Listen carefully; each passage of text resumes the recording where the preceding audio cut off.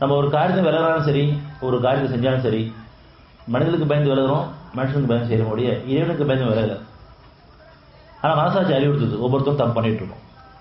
பல மீட்டிங் நம்ம கேட்டிருக்கோம், பல விஷயங்களை பேசிட்டு இருப்போம், கேட்டுட்டு இருக்கோம், படிச்சுட்டு இருக்கோம். ஆனால் அந்த சத்தியத்துக்கு சாட்சியமாக வாழ்க்கை அமைஞ்சிருக்கான்னு பார்த்தா பெரும்பாலும் அப்படி இல்லாமல் இருக்குது. நம்ம பேசுகிற விஷயங்களும், கேட்குற விஷயங்களும், படிக்கிற விஷயங்களும், உணர்ந்த விஷயங்களும் நம்ம வாழ்க்கையின் அமையாதன் காரணமாக தான் நமக்கு சோதனைகள். நம்ம எல்லாருக்குமே தெரியும், இதே ஒருத்தன் தான், அவன் எல்லா இடமே இல்லை, அவன் நம்மோடு இருக்கிறான், அவன் நம்பி வாழணும், அவனுக்கு பயந்து வாழணும் அப்படின்னு நம்ம யாருமே அந்த பயம் எல்லாருக்கும் நம்பிக்கை இல்லாமல் இருக்கும், பலகீனமாயிட்டு. இந்த பாதையில் நாளுக்கு நாள் நமக்கு அமைதி அதிகரிக்கணும், நம்பிக்கை அதிகரிக்கணும், உள்ளட்சம் அதிகரிக்கணும், நன்றி உணர்வு அதிகரிக்கணும், அவனுடைய நினைவுகள் அதிகரிக்கணும், ஞானங்கள் அதிகரிக்கணும். ஆனால் நம்மகிட்ட இருக்கிறதெல்லாம் குறைஞ்சிக்கிட்டே இருக்குது.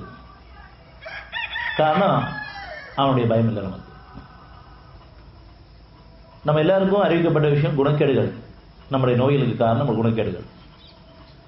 ஆனால் எல்லாருக்கும் தெரியும், பெருமை கொள்ளக்கூடாது, பொறாம்படக்கூடாது, அவசரப்படக்கூடாது, கோவப்படக்கூடாது, மற்றவங்களை பற்றி குற்றங்களை பேசக்கூடாது. இது யாருக்கும் தெரியாமல் இருக்காது. ஆனாலும் இது வாழ்க்கையில் நம்ம எல்லாரும் பண்ணிட்டு தான் இருக்கோம்.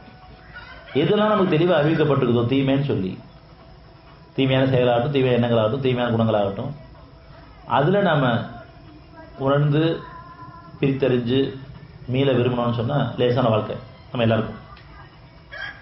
ஆனால் எது நமக்கு அறிவிக்கப்பட்டிருக்கோ, தெளிவாக்கப்பட்டிருக்கோ, அந்த தீமையிலேருந்து தீமையிலிருந்து நம்ம செய்யும் பொழுது அதை நியாயப்படுத்தவங்களும் ஆயிரும். நமக்குன்னு வரும்போது நியாயப்படுத்துகிறோம். ஒரு கோவப்படக்கூடாதுன்னு தெளிவாக தெரியும், ஆனால் கோவப்பட்டு நியாயப்படுத்துவோம்.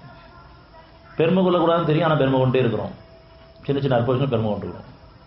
பொறாம்படக்கூடாதுன்னு தெரியும், ஆனாலும் பொறாம்பட்டு தான் இருக்கிறோம். நமக்குள்ள யார் ஒருத்தருக்கும் கொஞ்சம் அதிகமான பொருளையோ அருளையோ கொடுத்தா நம்ம மனசு தாங்கிறது இல்லை, அதை மனசை ஏற்றுக்கிறதும் கிடையாது. என் அளவுக்கு வேணா இருக்கணும், என்னை விட கொஞ்சம் முந்தி போயிடக்கூடாது, கொஞ்சம் அதிகமாக ஆயிடக்கூடாது, கவனமெல்லாம் அடுத்தவங்களுக்கு அது நன்மை நடந்துடக்கூடாதுங்கிறதுல நம்ம மனசு குறியாக இருக்குது. அந்த அளவுக்கு மனம் இன்னும் தூய்மை அடையில, விசாலம் அடையும்.